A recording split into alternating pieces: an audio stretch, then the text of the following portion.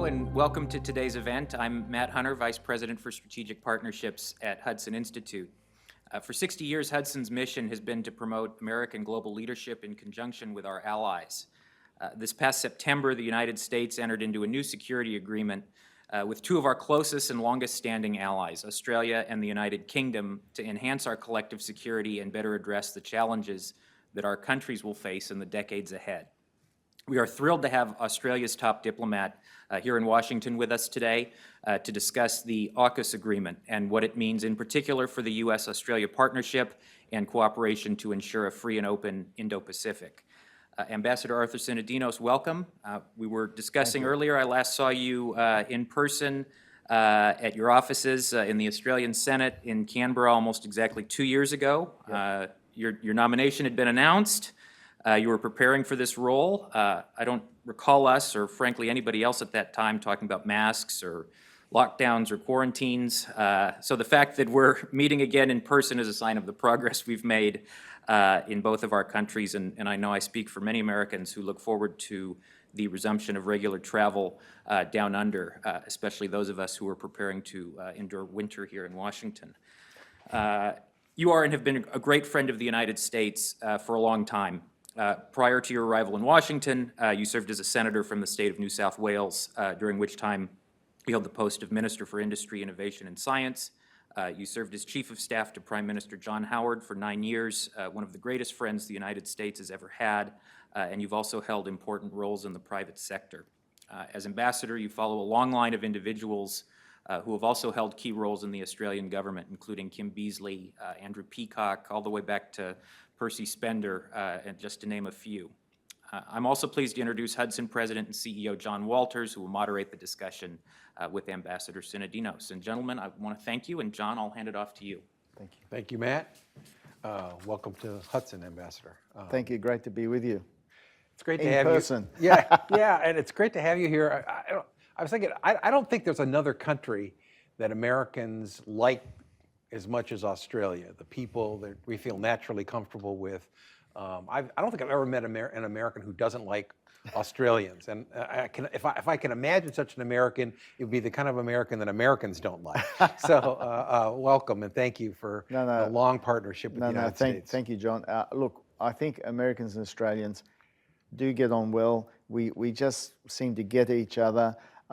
We have different perspectives on things, but we work very well together. And when I first got here and the bushfires were a big issue in Australia, one thing that struck me is how many Americans were asking me how things were going. And they weren't just asking out of interest, it was concern.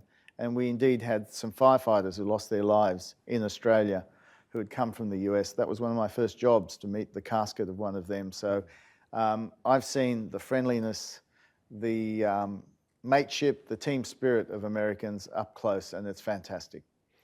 And there's also a long history of our two nations having men and women who have shed their blood together for freedom in the world for decades. I think Americans don't forget that, and it's important for us to mention them. And we don't forget it either. Well, let me ask you about more recent events. In September, the United States, Australia, and the United Kingdom announced a new security agreement, referred to now as AUKUS. Can you just tell us top line, what capability and what messages this send about Australia's commitment to a free and open Indo-Pacific? Well, I think the important thing about AUKUS is that it's a capability pact. It wasn't a new defense alliance or defense pact. We already have an alliance with the US. ANZUS, 70th anniversary was this year. So this was about capability. And the Prime Minister's vision of AUKUS was that it was about how we lift our capacity to do things in the region, not only in terms of what we as a nation can do, but what we can do with other like-minded partners.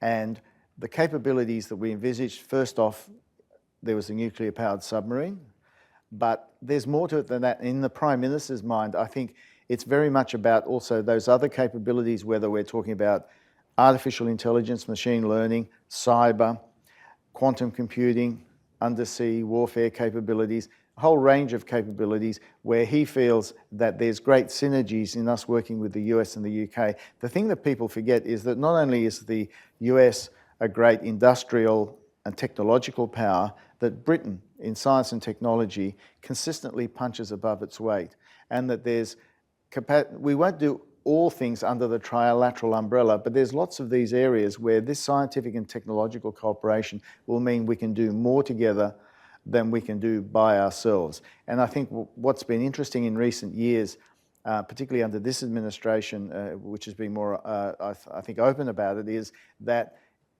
America cannot do it alone.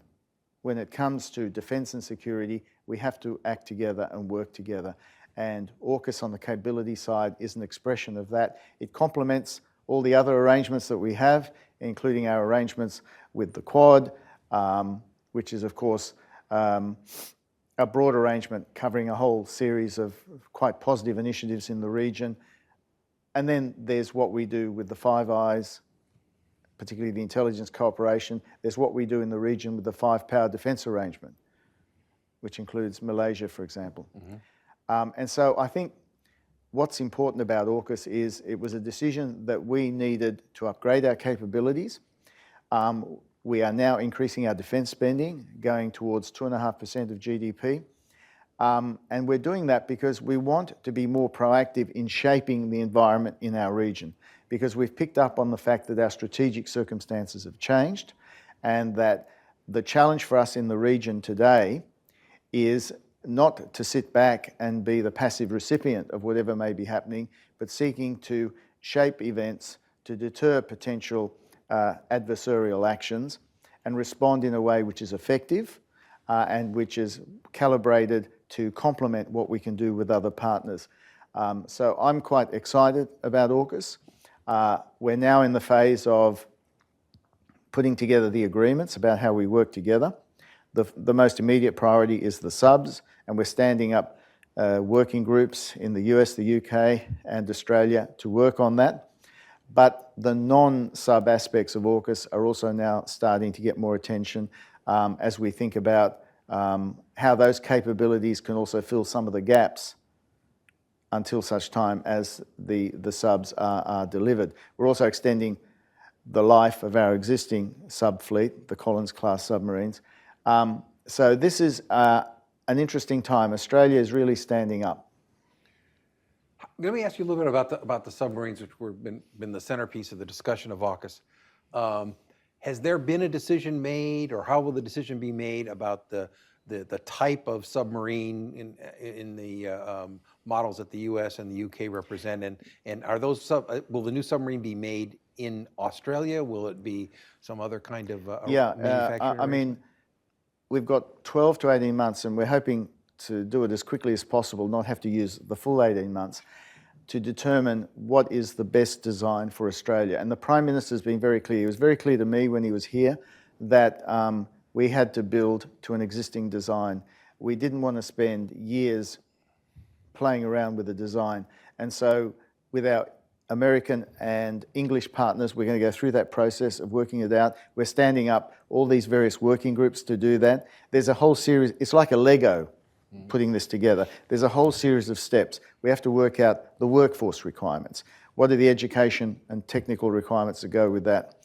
The naval and nuclear stewardship requirements. What do we need to stand those up effectively? We've already had a due diligence process which was sufficient to satisfy the US that we could be trusted with the nuclear technology we're talking about. But now we're putting together the practical bits and pieces which actually mean that, that stewardship is available, and then means we're in a position to start acquiring submarines. Now, in terms of where they'll be built, the intention is to build them in South Australia. The intention is, as I said before, to build to an existing design that is calibrated for our scale and the levels of complexity that we can handle. These 12 to 18 months, very intensive work. We've got people coming into the embassy to help with this work here in Washington. The White House, the Pentagon is staffing up as well. And the UK is doing the same thing. So watch this space. Great, great. I wanted to ask you a little bit about what you're hoping these new submarines to give you in terms of capacity. Obviously, nuclear submarines are known to have more endurance, some more speed. What is it that you hope the new submarines will allow Australia to do? I think first and foremost, we have envisaged this as an increase in the net capacity of allies and partners in the region. This is not about cannibalising American and British submarine fleets or taking the next one that comes off the assembly line or anything like that. This is about developing a capability which augments what is available to allies and partners in the region. We went for this nuclear-powered submarine option because we can do it without having a civil nuclear industry, contrary to what some people say, because these reactors are put in and then they stay in for the life of the boat, and they can be serviced offshore if necessary. But the important thing is their lethality, their range, the number of things they can do. And it's part of a defence philosophy that we want to be able to, in this deteriorating strategic circumstances, be able to project our power further up rather than taking an approach that all our defence has to be a defence of the mainland. This is about how we project power and therefore are able to shape the security environment in which we operate in the Indo-Pacific. Yeah, I want to ask you about some other dimensions of that, but maybe first I could ask you, you've held high positions in the Australian government for a number of years now. You were Chief of Staff to Prime Minister Howard. You have seen the region change, is my point. Can you say how you've seen that change? Because this projection of force is obviously designed. We do a lot of work here at Hudson, and our founder began with this: how do we maintain deterrence? The goal is to maintain deterrence. The situation we're in now is partly a result of a change in the deterrent situation, obviously created by communist China. Can you say how you in your career even have seen the situation that Australia faces change? Well, I think what's happened is the rise of China as a great power is changing the power equation in the region. There's no doubt about that. I mean, once China was able to start growing as it started to liberalise its markets and whatever under Deng Xiaoping, and then there was the entry to the WTO and all the rest of it, it was going to recover some of the power it had in previous centuries. So this is an inevitable development that has to be accommodated. The challenge is we've had a rules-based order which has sort of underwritten the peace and prosperity, I think, of the region for the last 70 years. So the question has always been, as new powers rise up, how do we make sure that they are all part of a global rules-based order? And so the challenge for like-minded countries like us, which have, you mentioned before, Australia and America fought in all of the wars since World War I. Well, we fought for certain values. And those values also are reflected in the rules-based order. So this is really about saying that as circumstances change in the region, we will do everything we can to uphold those values in a peaceful way. And if deterrence helps that cause, so be it. So this is not about saying that there's going to be an imminent attack or anything like that. This is about saying that we recognise circumstances have changed, but we believe acting together we can change the calculus for countries in the region that may think that simply becoming a great power, you can throw your weight around, you don't have to follow any rules, that we all need to follow a set of rules. It's one of the paradoxes of history that, you know, from Australia's perspective, we've had first Britain and then the US as a hegemon, if you like, but which has been underpinned by a strong set of values which have essentially meant that they're open societies. And those open societies, we apply the rule of law, democracy, and so on and so forth, free press, you go through the list. That's been a great guarantor, I think, of peace and prosperity through the world. Now, we're not saying to countries in our own region, you all have to be carbon copies of Western countries. But what we're saying is that mindset of applying the rules, observing the rules, should apply to all countries, great and small. We should preserve, protect, and respect the sovereignty of states. And I think that's something countries in the region respond to. And so what we're doing is, it's a continuation of what we've done for the last 100 years in conjunction with the US, the UK, and other partners, including in Europe. And that is to uphold that rules-based order. Yeah, I think that's a great way to put it. Partly the antagonism toward those values is a problem when you see the attacks on democracy and other places, other features of democracy, freedom, and the danger that poses to non-democratic political structures. I want to also take you back, though, to the other components of AUKUS that you mentioned, the cooperation in cyber domain, Yeah. cooperation with artificial intelligence as it applies to security matters, and quantum computing, some of the other things. We've done some work at Hudson, some of our colleagues, on this whole revolution in technology and how it's changing defense strategy. We have a center on this. We've worked with some of our colleagues in Australia on some of these matters. So I know that Australia has been one of the partners in developing some of these technologies that really do complicate the aggressive interests of some and allow better maintenance of deterrence.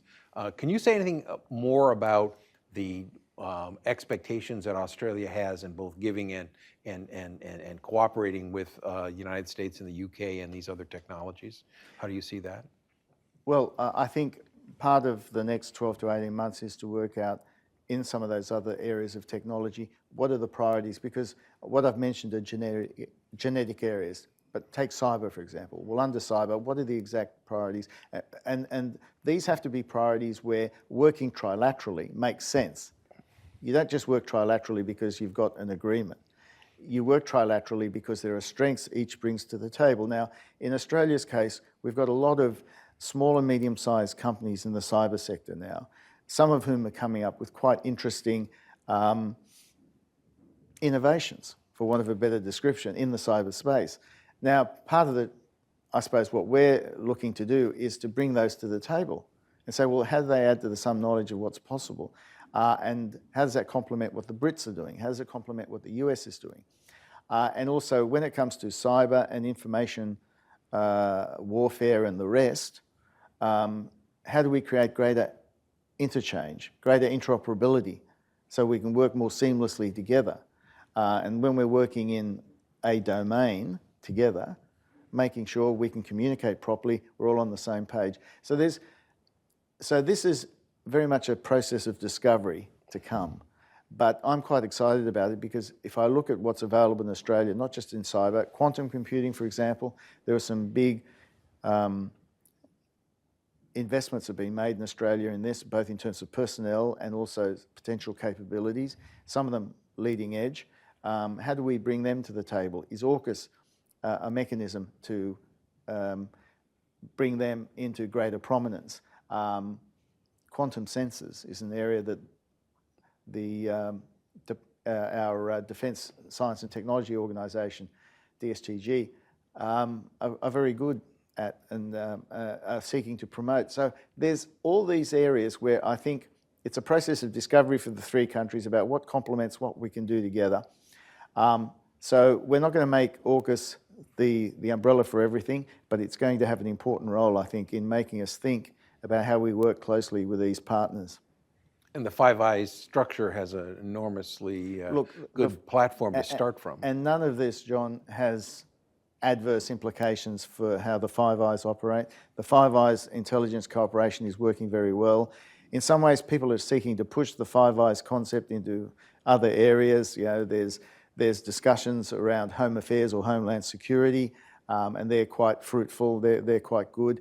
There are Five Eyes discussions in the trade space, in the economic space.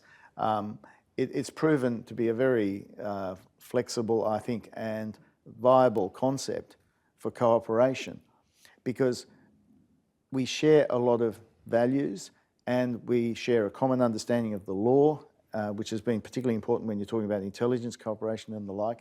So the Five Eyes, I think, is as strong as it's ever been. I want to ask you a little bit about the economic domain. Australia has been a target of Chinese communist economic hostility, partly going back to the questions that Australia raised about the origins of COVID, and some of that has been extremely, in my view, high-handed.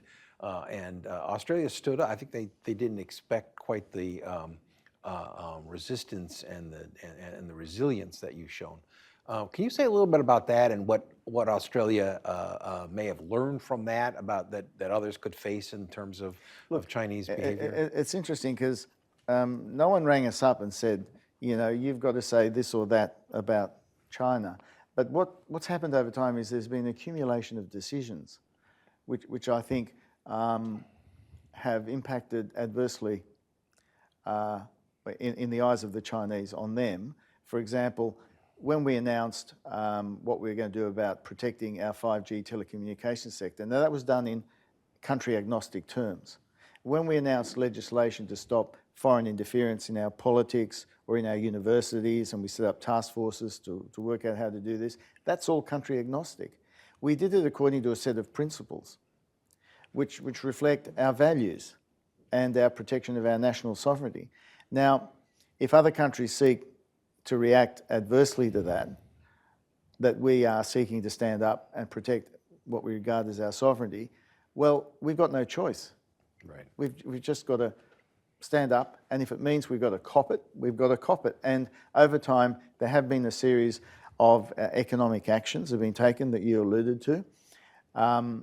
But our reaction to that has been, well, okay, if that's the price we have to pay, but we can't sort of take a step backwards. And we can't do things which are inconsistent with our values. For example, we can't muzzle our press from criticising foreign governments simply because a foreign government is unhappy about that. There are a lot of politicians in my country who wish years ago probably that they could muzzle the press, but that's not how it operates. So we've had to stand up and we've had to keep our nerve.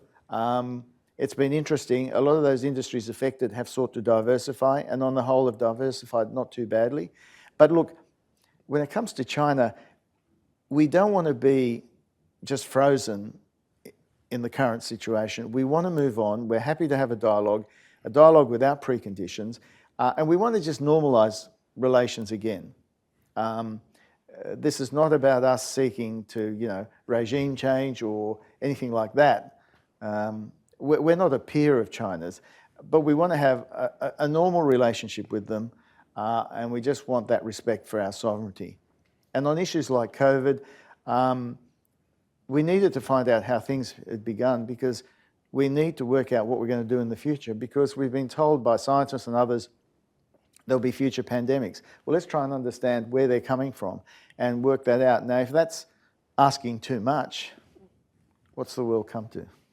Yeah, what else can you do? You're right. It's the same fallback. Do you think there's more the international community should do to buffer these kinds of economic pressuring? And I mean, is there another dimension of security that should look at the kind of the economic realm when it starts to be, maybe this is too strong a word, but weaponized as a way of look. The reality is that there's often been a continuum of actions that governments have taken against other governments, and our attitude has always been, we have the World Trade Organization, we should try and use that to discipline these activities. So first and foremost, from Australia as a sort of middle power, we want the WTO to be as strong as possible so it can enforce rules that everybody can respect, large or small. I think that's important. That you then have, I know there are often discussions between countries, well, for example, the EU and the US and Japan, for example, at one stage were discussing what do they do about distorting market practices. And that was aimed to some extent towards China, SOEs, intellectual property, industrial subsidies. And so you do get groups that are talking about how do we push back on some of these issues, but ad hoc solutions versus systemic solutions, our view is you should go for a systemic solution if you can, and any ad hoc solutions, to the extent you can come up with them, have got to be consistent with trade rules and everything else. I mean, it comes down to an issue about, and this is where I think, Hudson, quite interesting given the focus you put on markets and the role of market forces. At the end of the day, we want these things resolved in a market way rather than through state fiat of one description or another. Yeah, there's been a lot of pressure on people's confidence in the market structure, free market structure. We've had a debate here, but in some cases, our own response to COVID and using the private sector and trying to expand the use of that kind of flexibility and innovation has been important. But as you point out, this is under some pressure at various times, both from political forces and sometimes from domestic forces. But I've got to tell you, the economic dynamism of the US, not to be underestimated. I know there's been all the political argy-bargy, and last year was an election year, but the economy and the economic dynamism of this place, I think, is still second to none. And I think that gives me great cause for optimism for the future and the role that America can play. I don't buy into this narrative of American decline or Western decline. I think we have strong values, and those values are linked with our economic dynamism as well. And I think it's important for us to continue to do what we can to uphold those values and the rule-based order. I agree with you. I think that's a very underestimated point in a lot of the discussion today of the combined economic dynamism and power of not only the United States, but the Western powers who have created this free market global system. And when you add up those economies, Australia, other Indo-Pacific economies, Europe, the United States, they're much bigger and much more on a trajectory to be the sources of greater prosperity for the world than people sometimes think.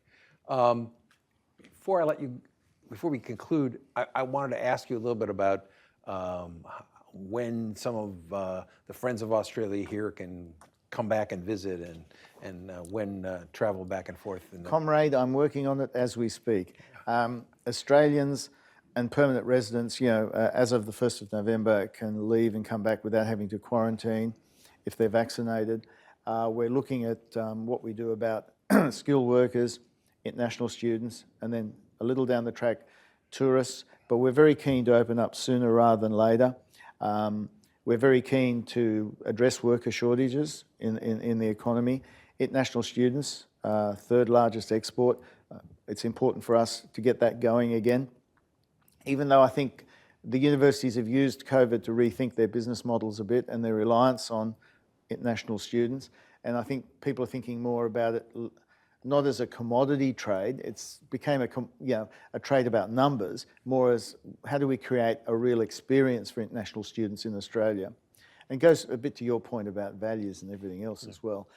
And obviously we're keen to get tourists back as soon as we can. So we're very keen to get you guys down under. Yeah. I think that's going to be good fun and talk further with people there. I think while we've been able to do a lot with Zoom, and you can reach a lot of people, but I think the personal interaction, being able to sit down with people, I found even in the office when we're back, the incidental conversations you have, they often resolve a lot of things and you don't have to write an email or make a phone call. You just walk around to someone's office, you have a talk, you get it done. Yeah, I think to have kind of trust, especially when you're dealing with representatives of other governments, but also just the personal relationship.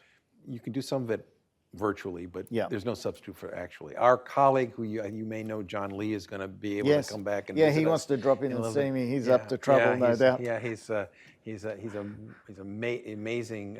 He's great. An analyst and a great credit and a great friend of both of our countries. So I want to thank you for spending time with us and allowing us to learn more about this new agreement and to say thank you for the long alliance that your country's had with ours, and may it continue long into the future. So absolutely. No, it's a great privilege to see you, see Matt, and catch up with everybody. Yeah. Thank you, Mr. Ambassador. Thanks. Thank you.